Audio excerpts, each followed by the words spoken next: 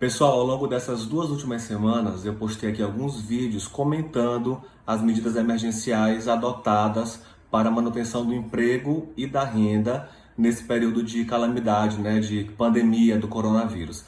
Na semana passada eu recebi um direct com uma sugestão de que eu fizesse um vídeo aí resumindo, tentando condensar todas as decisões e as medidas emergenciais tomadas para os empresários, para as empresas, para que elas continuem conseguindo pagar os salários dos empregados, mas acima de tudo que continuem existindo, né? Continuem honrando seus compromissos de aluguel, de conta de internet, conta de telefone, capital de giro, financiamento aí da folha de pagamento. Então o objetivo desse vídeo é tentar resumir as 8 medidas e decisões emergenciais tomadas em prol das empresas para que elas continuem garantindo emprego, garantindo a renda dos seus funcionários, mas também garantindo a sua própria existência.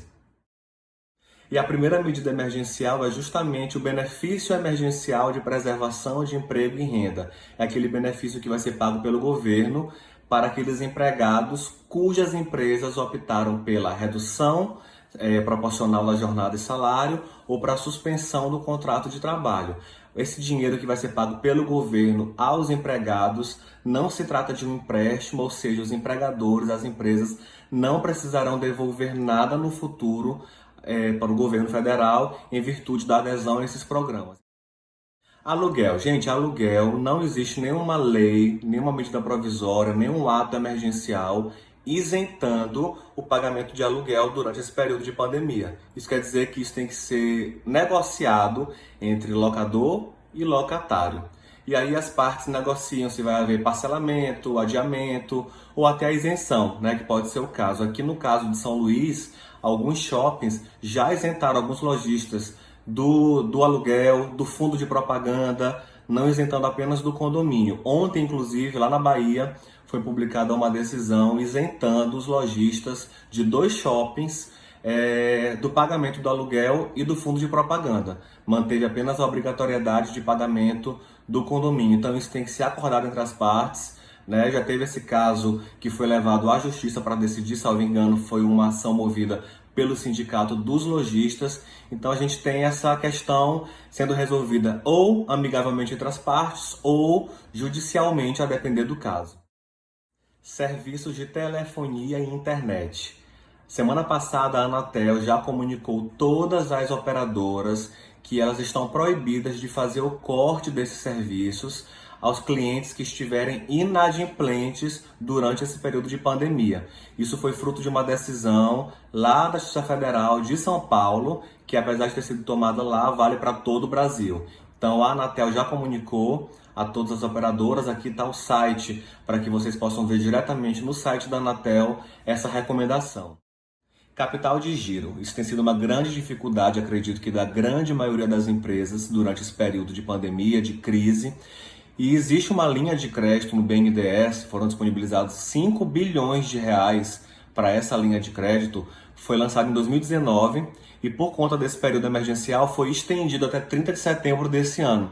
Então empresas que faturam até 300 milhões de reais, ou seja, desde o microempreendedor individual até uma microempresa, pequena empresa, média empresa, podem ter acesso a esse financiamento, voltado exclusivamente para capital de giro. Não é necessário apresentar um projeto para ter acesso a essa linha. As empresas que aderirem a essa linha de crédito têm até 5 anos para quitar o financiamento e tem ainda uma carência de 2 anos para iniciar o pagamento. O recurso é do BNDES, mas isso tem que ser viabilizado por alguns agentes financeiros autorizados. Vários bancos já estão autorizados, bancos públicos e bancos privados também. Impostos. Como é que está a situação dos impostos?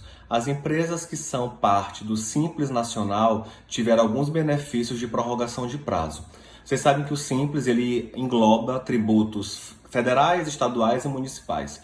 Os tributos federais do Simples Nacional tiveram uma prorrogação de pagamento para 6 meses. Ou seja, os tributos federais com vencimento em março, por exemplo, da competência de março, perdão, podem ser pagas em outubro. Então houve esse elastecimento de 6 meses para os tributos federais. Na semana passada, o Comitê Gestor do Simples Nacional baixou uma resolução, a resolução 154/2020, tratando sobre ICMS, que vocês sabem que é o imposto estadual, e o ISS, que é municipal. Em relação a esses dois tributos, houve uma prorrogação de 90 dias. Então, por exemplo, a competência de março, né, que vence em abril, pode ser paga em julho. Então, houve também essa mudança nos tributos estaduais e municipais do Simples Nacional. É importante que não se confundam os prazos, tá? Dos 6 meses do federal e dos 90 dias do estadual e municipal. Em relação ao microempreendedor individual, todos os prazos ficaram com vencimento prorrogado para 6 meses. Financiamento da folha de pagamento. Vocês sabem que teve a medida provisória 944, que abriu uma linha de crédito aí de 40 bilhões de reais para pequenas e médias empresas. As microempresas não estão inseridas nessa previsão, ou seja, somente empresas que tiveram receita anual bruta superior a 360 mil reais e igual ou inferior a 10 milhões de reais em 2019. Esse é o requisito principal para ter acesso a esse financiamento. Como é que vai ser feito? O governo vai pagar 2 meses de salários dos empregados daquela empresa que aderiu a esse financiamento. A contrapartida da empresa deve ser a proibição de demissão dos empregados durante esses 2 meses. Não pode haver demissão se houve adesão a esse financiamento da folha de pagamento. O valor é limitado a 2 salários mínimos por empregado. O empregado que ganha acima disso vai receber só 2 salários mínimos do governo, e aí o empregador precisa complementar se quiser, e o dinheiro cai direto na conta. Não há qualquer intermediação entre governo, empresa e a conta do empregado. A taxa de juros desse financiamento é de 3,75% ao ano e o prazo para pagamento é de 36 meses. Lembrando que esse prazo é para pagamento da empresa ao agente financeiro que intermediar essa linha de crédito. A estabilidade é só durante 2 meses do empregado, que são justamente os 2 meses em que ele vai receber o salário por parte do governo. Outra medida é a suspensão da cobrança do FGTS referente aos meses de março, abril e maio. E essas 3 parcelas poderão ser pagas a partir de julho, parcelado em 6 vezes. Então é mais uma medida emergencial que socorre o empregador, desonera um pouco, né, os seus gastos durante esses 3 meses, mas ele precisa seguir as regras e os requisitos da medida provisória 927, dentre eles o prazo de informação até o dia 20 de junho, senão ele perde o direito a essa suspensão.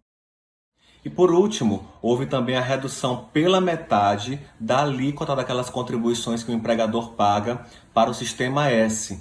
Essa redução pela metade está valendo até o dia 30 de junho, e aí isso também dá um fôlego para que as empresas consigam se organizar financeiramente. Bem, essas foram as 8 medidas emergenciais para o empresário que eu procurei trazer para vocês. Não pretendi aqui esgotar os temas, nem detalhar, até porque é muita coisa, e o canal aqui é justamente para essas informações mais rápidas e dinâmicas. O objetivo foi só trazer para vocês um panorama do que está disponível para as empresas, para que elas consigam honrar os seus compromissos trabalhistas, manter salários, manter empregos, mas também manter as suas próprias existências, né? Elas precisam existir para continuar honrando seus compromissos trabalhistas. Estou aqui à disposição de perguntas, de críticas, de sugestões, e a gente se encontra no próximo vídeo.